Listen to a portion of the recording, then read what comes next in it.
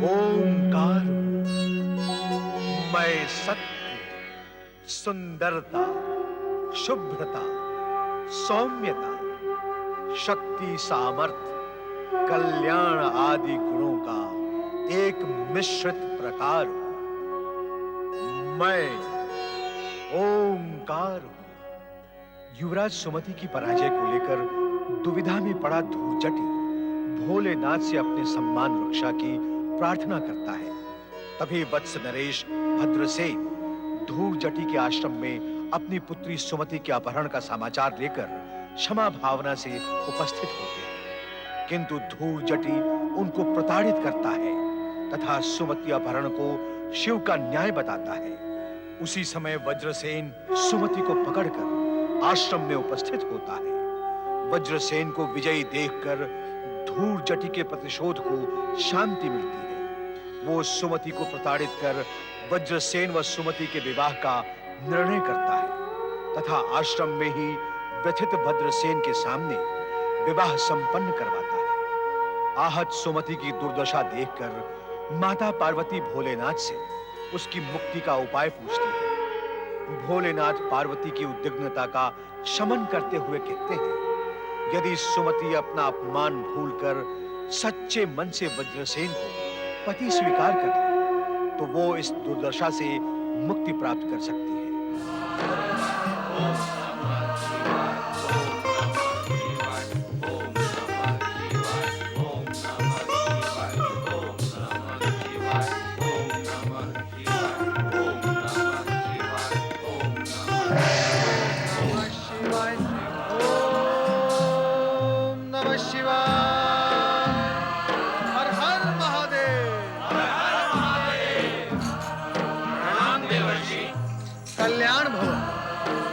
माता पार्वती, नारद का प्रणाम स्वीकार करें। माता, मैं इस समय आपसे ये नहीं पूछूंगा कि भगवान भोलेनाथ यहाँ क्यों नहीं है और वे कहाँ गए हैं। क्यों नहीं पूछोगे नारद? क्या तुम जानते हो कि इस समय भोलेनाथ कहाँ हैं? जानता ही नहीं माता, मैं तो उनके प्रत्यक्ष दर्शन करके आ रहा हूँ यहाँ। कहाँ हैं वो? वे इस समय गगन विहार कर रहे हैं माता, परंतु उन्होंने कहवाया है कि आप रुष्ट न हो। परिस्थिति कुछ ऐसी थी कि उन्हें अकेले ही जाना पड़ा। अकेले आकाश में भ्रमण करने चले गए और मुझे बताया भी नहीं? नहीं माता नहीं, कृपया आप रुष्ट न हो। ये भगवान भोलेनाथ की आज्ञा की अवहेलना होगी। ये तो भोलेनाथ ने तुम्हें अवश्य ही बताया होगा कि उनके अकेले जाने का कारण क्या था। नहीं माता नहीं, ना ही मुझ में ये पूछने का साहस था और ना ही उन्होंने मुझे कुछ बताया। हाँ, इतना विश्वास मैं आपको अवश्य दिला सकता हूँ कि कुछ ही क्षणों में भगवान भोलेनाथ यहाँ प्रकट होंगे। परंतु मुझे विश्वास नहीं होता नारद। यहाँ से अदृश्य होकर वे कैलाश और कैलाशवासियों को भूल जाते हैं।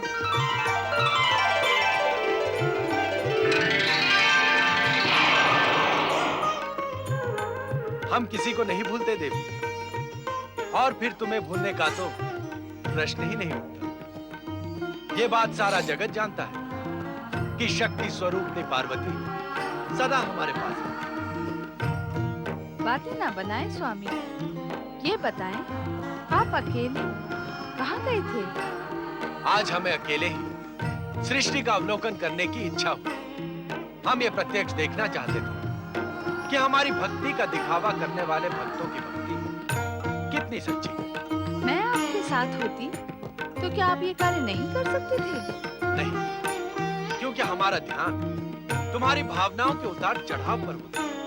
यदि मेरी भावनाओं के उतार चढ़ाव पर आपका ध्यान होता तो आप मुझे अकेले छोड़कर जाते ही नहीं। नारायण नारायण। भोलेनाथ, जब आप यहाँ आ ही गए हैं तो कृपया इस वाद विवाद के उतार चढ़ाव का आप अंत करें। हमारी बात अभी पूरी नहीं हुई ना। और क्या बताना शेष रह गया है स्वामी? तुम हमारे और अपने भक्तों को देखकर बहुत भावुक हो जाती हो। इससे भक्तों की भक्ति के मूल्यांकन में बाधा आती। यही कारण है कि आज हम अकेले ही चले गए। हमें आशा है कि हमारे स्पष्टीकरण से तुम्हारा रोष अवश्य ही शांत हुआ होगा।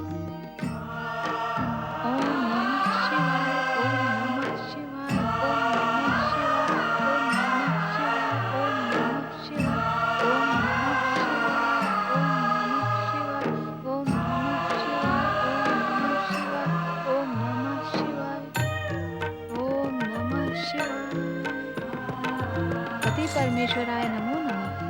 भोलेनाथ, इस बार आपने अपने किस भक्त की सच्ची भक्ति का मूल्यांकन किया है? हमारे एक भक्त राजगुरु धुर्जटी। गुरजटी? ये तो आपका ही एक नाम है भोलेनाथ। क्या गुरजटी ने भक्ति के साथ साथ आपके नाम को भी अंगीकार कर लिया है? संभवतः उन्होंने ये नाम इसलिए अंगीकार किया है कि उन्हें नित्य ही हमारा स्मरण होता है। ये तो उत्तम बात है भोलेनाथ, किंतु आपने गुरजटी की भक्ति की सत्यता के विषय में कुछ नहीं बताया। हम जान गए हैं कि राजगुरु धुर्जटी अपनी शिव भक्ति के सहारे अपने कई कार्य एक साथ सिद्ध करना चाहते हैं। नारायण नारायण, भक्तों के कार्य सिद्ध हो, क्या इससे आपको कोई प्रसन्नता नहीं होती भोलेनाथ? माता, आप भी कुछ बोले। इस समय मेरे बोलने की कोई आवश्यकता नहीं है नारद। तुम वही पूछ रहे हो जिसे जानने के लिए मैं इच्छुक हूँ। ये सुनकर मैं धन्य हुआ माता। मेरे और आपके विचार इतने मिलते हैं, ये मैं स्वयं नहीं जानता था। नारद के विचारों से समानता करोगी तो कष्ट में पड़ जाओगी देवी। तुम अपने प्रश्न स्वयं करो। आपके इस पाखंडी भक्त धुर्जटी में मेरी कोई रुचि नहीं है स्वामी। अब मुझे आज्ञा दें। अर्थात तुम्हारे मन में हमारे प्रति थोड़ा सा रोष अब भी शेष है। भोलेनाथ, माता पार्वती आपसे अधिक समय तक रुष्ट नहीं रह सकती। आपके दर्शन होते ही प्रसन्नता उनके हृदय में उमड़ पड़ती है।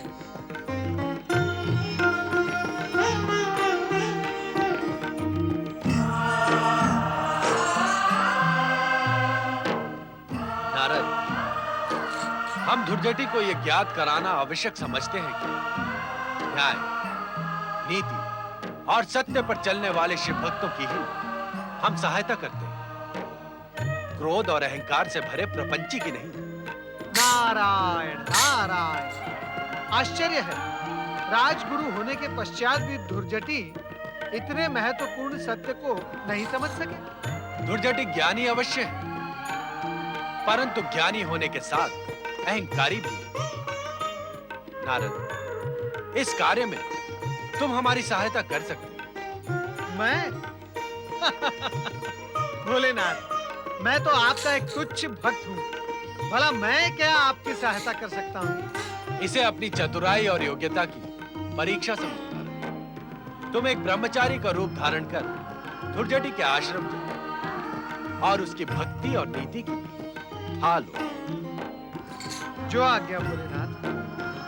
आपने मुझे इतना महत्वपूर्ण कार्य सौंपकर मुझ पर बहुत बड़ी कृपा की है।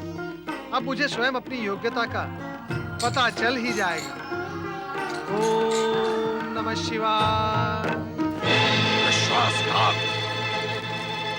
इसका अर्थ ये हो कि महाराज वज्रसेन को हमारे आदेश का पालन करना स्वीकार नहीं। राजगुरु, उन्होंने निवेदन किया है कि अभी शत्रुता का समाप्त हो जाना आवश्यक है। पति पत्नी के बीच शत्रुता बनाए रखने का कोई अर्थ नहीं है। महामंत्री सुदंत, आपको यह भली भांति ज्ञात है कि हमने वज्रसेन और सुमति का विवाह प्रतिशोध लेने के लिए स्वीकृत किया था, पति पत्नी के प्रेम में डूब जाने के लिए नहीं।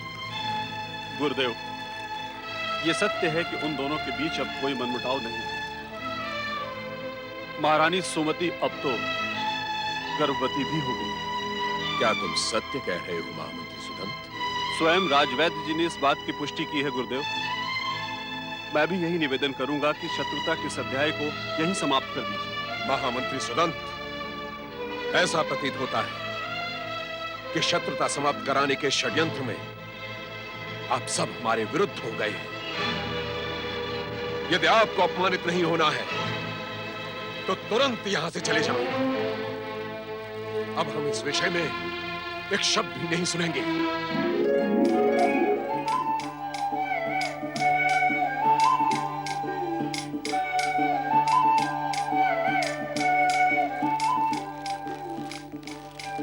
ओम नमः शिवाय। नारायण नारायण नारायण नारायण। ओम नमः शिवाय। हे शिव शंकर, जिस उद्देश्य से मैंने दशारण देश के युवराज वज्रसेन को अपना शिष्य बनाया था, वो अधूरा ही रह गया। सुमति को अपनी पत्नी के रूप में पाकर वो अपने उद्देश्य से भटक गया। भोलेनाथ, वज्रसेन के मन में सुमति के प्रति द्वेष और घृणा उत्पन्न करे। शिव शंकर, एक बार फिर उसके मन में प्रतिशोध की भावना जागृत करे। हे भक्त वत्सल, मेरी प्रार्थना स्वीकार करें। मेरे मन की आग को शांत करें, अन्यथा मैं यूं ही प्रतिशोध की आग में तपता रहूंगा।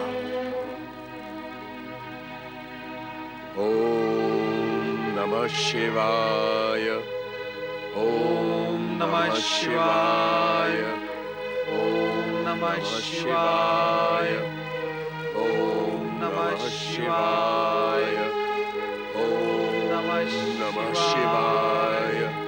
गुरुदेव, आपके दर्शन पाकर मेरा जीवन सफल हुआ, मैं धन्य हुआ। कौन हो तुम? गुरुदेव, मैं एक बाल ब्रह्मचारी हूँ। आपका शिष्य बनने के लिए दूर देश से यहाँ आया हूँ। चले जाओ यहाँ से, तुम हमारे शिष्य नहीं बन सकते। हे महाज्ञानी, आप पूरी योग्यता से मेरी योग्यता की परीक्षा ले लें। मैं आपका सर्वश्रेष्ठ शिष्य सिद्ध हो सकता हूँ। सर्वश्रेष्ठ तो क्या, तुम हमारे निकृष्टतम शिष्य भी नहीं बन सकते। जो मूर्ख भक्ति में बाधा डालकर विवेकहीन हो गया हो, वो हमारा शिष्य कदापि नहीं हो सकता। हम फिर कहते हैं, चले जाओ यहाँ से। हमारी शिव भक्ति में बाधा मत डालो। मुझे अपना शिष्य बना लेने से आपकी शिव भक्ति और भी दृढ़ हो जाएगी। भगवान भोलेनाथ मेरे भी इष्ट देव हैं। उनकी मुझ पर विशेष कृपा है। तुम्हारे कहने मात्र से क्या होता है? तुम अपनी स्वार्थ सिद्धि के लिए कुछ भी कह सकते हो, परंतु हमारी शिव आराधना में बाधा डालकर तुमने हमारा शिष्य बनने का अधिकार खो दिया है। अब अधिक बातें न बनाओ, चले जाओ यहां से। नहीं गुरुदेव, नहीं। गुरुदेव, मैं तब तक आपके चरण नहीं छोड़ूंगा जब तक आप मुझे शिष्य के रूप में स्वीकार नहीं कर लेते। गुरुदेव, आप मेरी प्रार्थना अस्वीकार कर मेरे हृदय को छिन्न भिन्न न करें। मुझ पर कृपा करें गुरुदेव। गुरुदेव, मैंने आपको मन ही मन अपना गुरु स्वीकार कर लिया है। यदि आप इसी समय मुझे शिष्य की दीक्षा नहीं देंगे तो मैं भगवान भोलेनाथ का नाम स्मरण कर यहीं पर अपने प्राण त्याग दूंगा। गुरुदेव, ऐसा हठी ब्रह्मचारी हमने आज तक नहीं देखा। ठीक है, हमें सोचने का समय दो। हमें परखने दो कि तुम हमारे शिष्य बनने योग्य हो भी या नहीं। गुरुदेव, मैंने आपसे पहले ही निवेदन किया है कि मैं कठोर से कठोर परीक्षा देने के लिए तत्पर हूँ। यदि आप मुझे प्राण देने के लिए कहें तो मैं अवश्य दूंगा, परंतु आपको मुझे दुर्जटी शिष्य की उपाधि अवश्य प्रदान करनी होगी। कृपया आप मुझे दुर्जटी शिष्य के रूप में दीक्षित करें। तुम बाल ब्रह्मचारी हो ये तो हम जान गए, किंतु तुमने अपना पूर्ण परिचय नहीं दिया। तुम्हारे पिता का नाम क्या है? मेरे पिता का नाम है ब्रह्मदेव। माता का? माता शारदा। कुल कौन सा है? नारदीय। और गोत्र? ब्रह्म गोत्र है मेरा। अब और क्या शेष रह गया है जानने के लिए गुरुदेव? जब तक हम तुम्हें अपना शिष्य न बनाए, तुम हमें गुरुदेव नहीं कह सकते। आप मेरे तो क्या, सारे संसार के गुरुदेव हैं। गुरुदेव, सारा जगत आपके ज्ञान और पांडित्य का लोहा मानता है। आपकी ये कीर्ति कथा सुनकर ही तो मैं आपकी शरण में आया हूँ। ऐसा लगता है कि तुम्हारा ज्ञान प्रशंसनीय है, इसलिए हम तुम्हें अपना शिष्य बनाना स्वीकार करते हैं। आप धन्य हैं गुरुदेव, आप महान हैं। मुझे शिष्य के रूप में स्वीकार कर आपकी महानता और भी अधिक महान हो गई है। आसन ग्रहण करो।